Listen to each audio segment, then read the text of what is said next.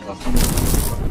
Paravoz studiyasi tomonidan yaratilgan rus animatsion teleseriali bo'lib, bu serial Enmur olamiga portal bo'lib chiqadigan G'ayratdin uchun topib olgan 4 geymer haqida hikoya qiladi. Filmning ikkinchi mavsumi rasmiy ravishda uning yakuni deb e'lon qilingan.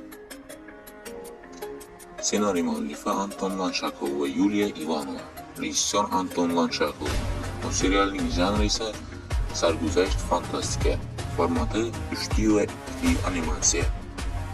Multserial bastakori Aleksandr Bukyan bo'lib, filmga ovoz berganlar Yevgeniy Mikheyev, Mariya Pronkina, Artyom Koshman, Andrey Shishkov, Vladimir Antonik. Multserial 2 mavsumdan iborat. Shu 2 mavsumda 52 qism jam bo'lgan. Har bir qism davomiyligi esa 11 daqiqani tashkil qiladi. Bizda hozircha shular. Videoning keyingi qismi chiqishini xohlasangiz, kanalimizga obuna bo'lib, videoga like bosib qo'yishni unutmang. Xayr, ko'rishguncha.